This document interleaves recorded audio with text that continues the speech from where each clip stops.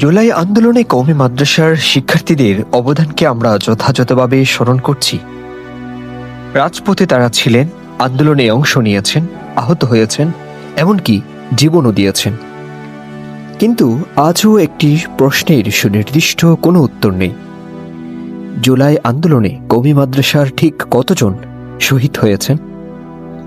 সম্প্রতি সাধারণ আলেম সমাজের দীর্ঘ অনুসন্ধানের পর জুলাই গণঅভ্যুত্থানে মাদ্রাসা শিক্ষার্থী ও আলেম সমাজের ৮৫ জন শহীদের একটি তালিকা প্রকাশ করেছে।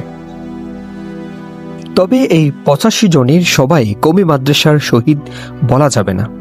তালিকায় কওমি ও আলিয়া উভয় ধারার মানুষ রয়েছে, অর্থাৎ শুধু কওমি মাদ্রাসার শহীদের সংখ্যা এখনও আলাদা করে নির্ভুলভাবে প্রতিষ্ঠিত হয়নি।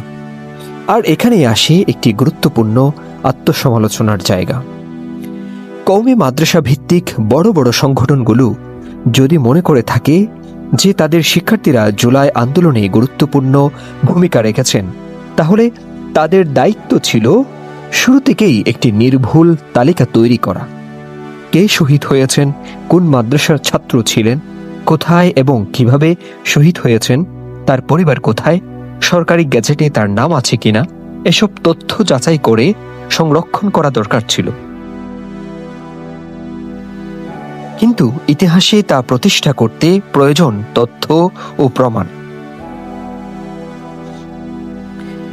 এখানে ২০১৩ সালের ৫ মে শাপলা চত্বরের ঘটনাটিও মনে করা দরকার, যেদিন হেফাজতে ইসলামের সমাবেশে বিপুল সংখ্যক কওমি মাদ্রাসার শিক্ষার্থী ও আলেম সমাজ অংশ নিয়েছিল। রাতের অভিযানের পর কতজন শহীদ হয়েছিলেন তা নিয়ে দীর্ঘদিনের বিতর্ক রয়ে গেছে। বিভিন্ন সময়ে বিভিন্ন সংখ্যা দাবি করা হয়েছে। ২০২৫ সালে হেফাজতে ইসলাম ৯৩ জনের একটি প্রাথমিক শহীদ তালিকা প্রকাশ করেছিল, কিন্তু সেটিকে তারা চূড়ান্ত তালিকা হিসেবে উল্লেখ করতে ব্যর্থ হয়েছে। অর্থাৎ ঘটনার এক যুগেরও বেশি সময় পরও শাপলা চত্বরের শহীদদের একটি সর্বসম্মত পূর্ণাঙ্গ তালিকা নিয়ে প্রশ্ন রয়ে গেছে। এটা কি কওমি সমাজের জন্য আত্মসমালোচনার বিষয় নয়? জুলাই আন্দোলনের ক্ষেত্রেও যেন একই ঘটনা না ঘটে। যদি কওমি মাদ্রাসার শিক্ষার্থীরা সত্যিই বড় ভূমিকা রেখে থাকেন, তাহলে সেই ইতিহাস সংরক্ষণের দায়িত্ব কওমি সমাজের।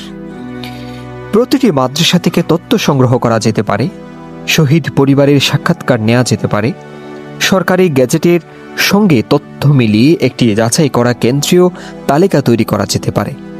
তাহলেই ভবিষ্যৎ প্রজন্ম জানতে পারবে জুলাই আন্দোলনে কওমি মাদ্রাসার ভূমিকা আসলে কতটা ছিল। তাই প্রশ্নটা শুধু কওমি মাদ্রাসার কতজন শহীদ তা নয়। প্রশ্ন হলো, আমরা কি আমাদের শহীদদের নাম ও ইতিহাস সঠিকভাবে সংরক্ষণ করছি? শহীদের সংখ্যা নিয়ে রাজনৈতিক বক্তব্যের চেয়ে অনেক বেশি গুরুত্বপূর্ণ হলো প্রতিটি শহীদের নাম, পরিচয় এবং পরিবারের তথ্য সংরক্ষণ করা। জুলাই হোক কিংবা শাপলা চত্বর, যারা জীবন দিয়েছেন তাদের আত্মত্যাগ যেন সংখ্যার বিতর্কে হারিয়ে না যায়।